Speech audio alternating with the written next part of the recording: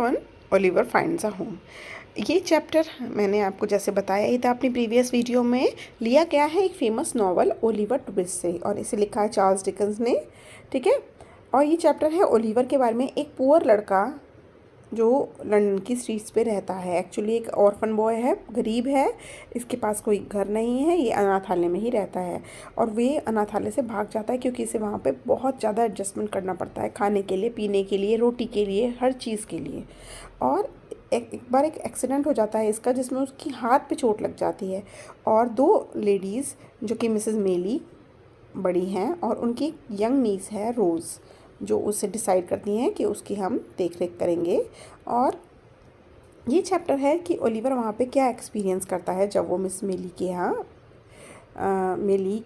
रहता है। मिस मेलीज़ यहाँ पे लिखा हुआ है क्योंकि both of them have the surname मेली। ठीक है। Oliver's condition was not good. Oliver की हालत ठीक नहीं थी। ज़्यादातर ठंडे में रहोगे तो आपका एक्सपोजर, ठंड में होगा तो आपको खांसी जुकाम हो जाएगा, तो ठंड के कारण उसे बुखार भी आ गया है और इससे वो और कमज़ोर महसूस कर रहा है। और धीरे धीरे उसकी वो धीरे धीरे ठीक हो पा रहा है।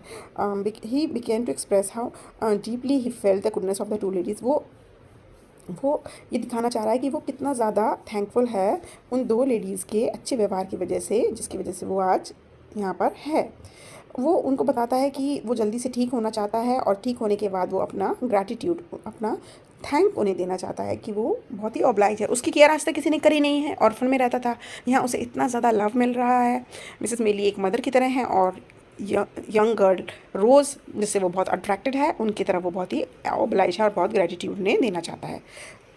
इतने में ही रोज़ बोलती है, dear boy, when Oliver had one day been trying to thank. जब वो उसे थैंक कर रहा था तो रोज़ उसको बोलती है, हे लड़के, you should have many opportunities of thanking us. तुम्हें काफ़ी मौके मिलेंगे हमें धन्यवाद करने के लिए। अब हम ज़रा कुछ दिनों के लिए कंट्री के बाहर जा रहे हैं और मेरी आंटी यानी कि मिसेस मेली चाहती हैं कि तुम भी हमारे साथ चलो, कंपनी माने तुम भी मेरे साथ चलो। और वहाँ का जो क्वाइट प्लेस है, प्योर हवा है और वहाँ का प्लेजर, वहाँ की ब्यूटीफुल हवा, वो तुम्हें जल्दी ठीक होने में मदद करेंगी। ठीक है, you can thank us once you are better. जब तुम ठीक हो जाओगी तो तुम हमें धन्यवाद, ठीक हो जाओगे तो तुम हमें धन्यवाद कह देना। द मेलीज यानी कि both the ladies soon departed in a cottage at some distance in a country. Departed माने वहाँ से चले जाते हैं एक कॉटेज में कंट्री के बाहर, और ओलिवर को भी अपने साथ ले जाते हैं। और वो जगह बहुत अच्छी और प्यारी जगह थी। मैं बताऊँ आपको, जैसे आप ये समझ लो, सिर्फ ग्रीनरी है, हवा है, चिड़ियाँ हैं, कोई हसल बसल नहीं है, कोई ट्रैफिक की आवाज़ नहीं है, बहुत ही प्यारी हवा चलती है, खेत हैं, सुंदर सी चिड़ियाएँ हैं, और इसी तरीके की ग्रीन हिल्स के बीच में वो कॉटेज था। Thick woods of the village. Thick woods of the village means चारों तरफ बहुत ही घास फूस हरियाली थी। Oliver, whose days has been spent among noisy city crowds, felt peace and delight in the quiet atmosphere and the balmy air. इस प्यारी हवा में, इस शांत मौसम में, इस शांत आबो हवा में उसे बहुत ही शांति महसूस होती है, क्योंकि उसकी अब तक की लाइफ, ओलिवर की अब तक की लाइफ बहुत ही नॉइजी सिटी एरिया में गुजरी थी, जहाँ पे उसे ना खाने को था ना पीने को था, एक कमरे में 10-10 लड़कों को रहना होता था। The peace and the quiet of the city was unusual and pleasant change for him. उसके लिए बहुत ही अद्भुत और प्यारा बदलाव था उसकी लाइफ में, क्योंकि उसने ऐसा कभी एक्सपीरियंस नहीं किया था। जो वहाँ की खूबसूरती थी उससे वो बहुत ही अट्रैक्ट हो गया था, फैसिनेट हो गया था, मीन्स उससे वो मदहोश हो गया था, उसके ऊपर जादू सा हो गया था, मतलब इतना प्यारा उसको लग रहा था वहाँ पे। The rose and the honeysuckle, rose और वहाँ के कुछ flowers clung on the cottage wall. Cottage की वॉल के ऊपर मतलब क्रीपर की तरह लगे पड़े हैं, चढ़े हुए हैं। द आईवी, आईवी एक ऐसी मनी प्लांट की तरह एक बेल होती है। Round the trunk of the tree, tree के चारों तरफ ट्रंक के ऊपर लिपटी पड़ी हैं। और पूरा गार्डन जो है वो फूलों से लदा पड़ा है और हवा में परफ्यूम फैली हुई है। आप इमेजिन करो कितना प्यारा होगा वो जगह। ठीक है, जैसे आप देहरादून मसूरी समझ लो। ठीक है, it was a happy time. Oliver के लिए बहुत ही खुशी का समय था, क्योंकि उसके जो दिन थे आजकल के वो बहुत ही शांत और काम तरीके से बीत रहे थे। उसकी स्लीप डीप थी और ना उसे कोई चिंता थी कल के खाने की, ना कुछ थी। और there was nothing but pleasant and happy thoughts. उसके दिमाग में भी अच्छे और प्यारे विचार थे।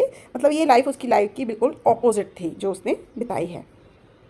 Every morning he went to an old gentleman who taught him to read better and to write. हर सुबह वो एक ऐसे सज्जन व्यक्ति, बूढ़े सज्जन व्यक्ति के पास चला जाता था जो उन्हें पढ़ना और लिखना सिखाता था. He spoke so kindly and took such pains that Oliver tried to please him. वो इतना अच्छा था, वो इतनी मेहनत करता था, बहुत मेहनत करता था ओलिवर के साथ उसको पढ़ाने और सिखाने में. तो ओलिवर उससे बहुत खुश था. After his lessons, और पढ़ने के बाद he would go walking with Mrs Maylie and Rose and hear them talk of books. उसके बाद वो टहलने निकल जाता था मिसेस मेली और रोज़ के साथ, और जब वो किताबों की बातें करती थी वो उनकी बातों को सुनता था. और जब वो बैठ जाते थे रेस्ट करने के लिए, he would sit near them in some shady place and listen while the young ladies read a book.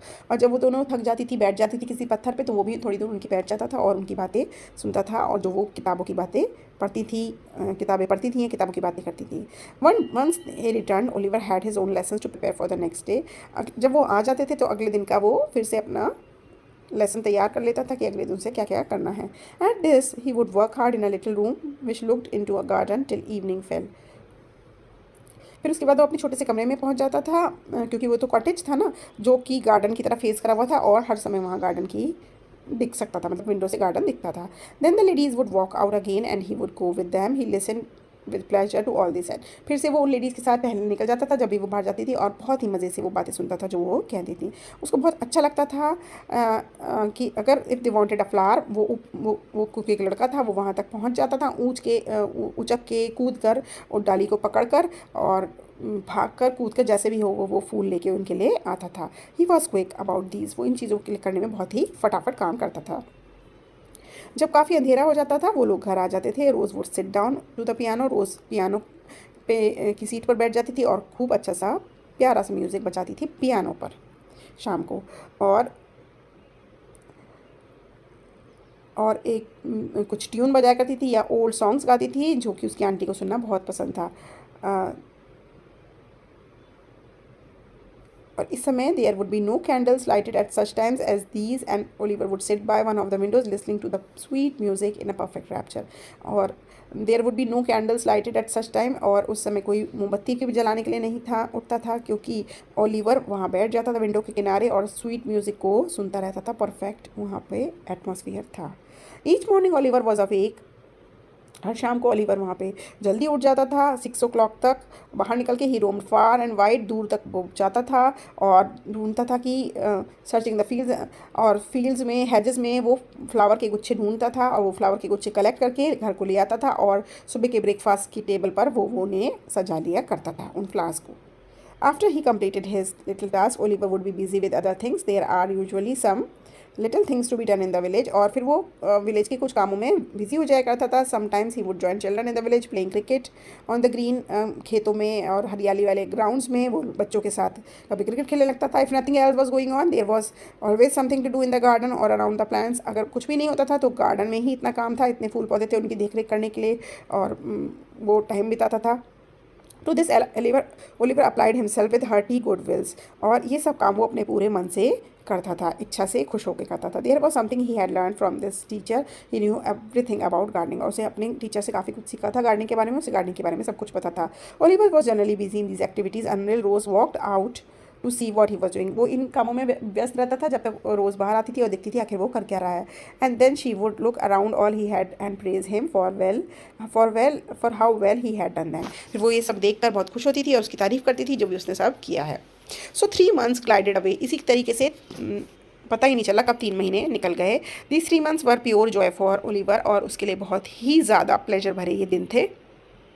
One hand एक बात तो ये थी कि mayflies were kind and generous, क्योंकि वो जो मे फ्लाइज दोनों आंटी और रोज़ थी वो बहुत ही अच्छी और प्यारी लेडीज़ थी. और दूसरी बात थी कि ओलिवर उनके लिए बहुत ही ग्रैटिट्यूड से भरा हुआ था, थैंकफुलनेस से, क्योंकि वो वहाँ उनके साथ रह रहा था. और ये कोई चौंकने वाली बात नहीं है कि थोड़े ही दिनों में ओलिवर एक फैमिली मेम्बर की तरह उन लोगों के साथ मिल गया था, उनके साथ बन गया था. Oliver's deep love and respect for the may flies was equalled by the love and pride they had felt for him. और जितना ही प्यार, जितना ही रिस्पेक्ट ओलिवर के मन में उन मे फ्लाइज के लिए था, यानी कि मिसेस मे फ्लाई एंड रोज़ के लिए, उतना ही ध्यान और उतना ही लव और उतनी ही केयर वो लोग भी उस लड़के की करते थे. तो ये था चैप्टर. अगर वीडियो पसंद आई है और मैंने अच्छा एक्सप्लेन किया है तो ज़रा थम्स अप कर दो और अपने दोस्तों के साथ भी शेयर कर देना. Bye bye.